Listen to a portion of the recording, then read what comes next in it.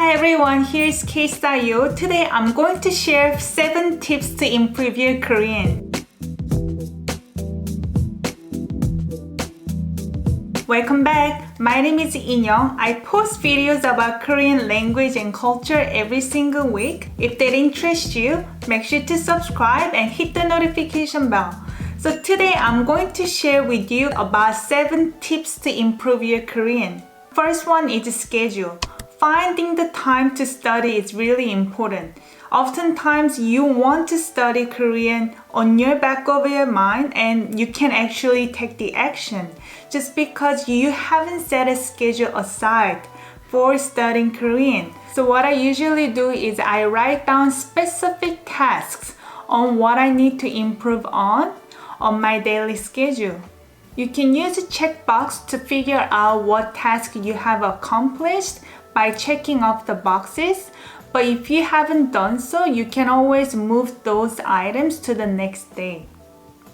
But I do find that if you have too many tasks every day, it's gonna overwhelm you. It's better to have key main priority, 1 or 2 tasks you need to improve on every day. Once you have those tasks written down on your schedule and figure out any of the tasks that you need to do it at home, sitting down at a desk, or it is something that you can do while walking or working out at a gym or being on the bus. If any of the tasks that you can do while doing something else, that's gonna save you a lot of time, and being in the location reminds you that you need to study Korean. Second tip is using an app called Quizlet. First of all, Quizlet is an app for creating your own flashcards. You can choose different languages on each side, maybe Korean one side and the other side you can pick your language.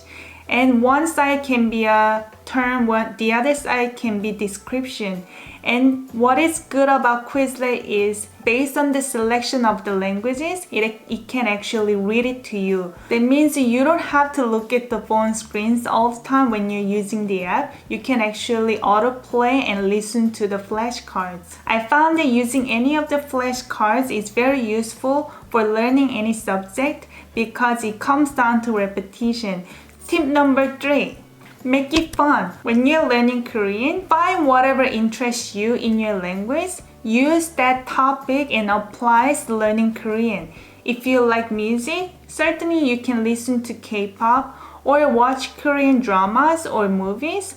But if you like cooking, maybe you can watch Korean cooking shows and learn how to cook and while learning Korean language at the same time. If you like science or any type of subjects, you can certainly learn those subjects in new language. Certain subjects may be harder using specialized terms, but ultimately whatever interests you will stay in your head longer. Number 4, when you're reading any sentences, read out loud. Speaking out loud helps you to understand where you're making mistakes on pronunciation. If you're always reading and just understanding what it means without actually making pronunciation, you're gonna have a hard time to speak the language because you actually haven't pronounced the words. So it's always important to read while speaking out loud. That verifies that you can actually use the word in vocal. Tip number 5, use diary. I know it sounds very corny, but I do find that having a journal and writing a diary really helps you to sort out your thoughts. At the same time, you can actually use the words or sentences or expressions that you learn from the day and rewrite it and apply in your own sentences. And obviously it's not gonna be perfect when first time you're writing Korean, but once you get used to it and get a habit of it, it's gonna help you tremendously down the road. Personally, I had English diary when I was in school back home.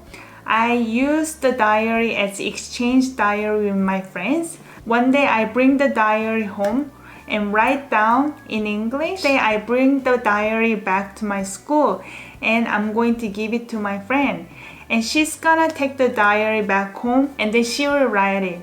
We're always reading each other's English diary. It's very transparent and understand the places that I didn't know I was making mistakes. My friend can catch it, and also I can learn some new vocabularies that she is using that I did not know about.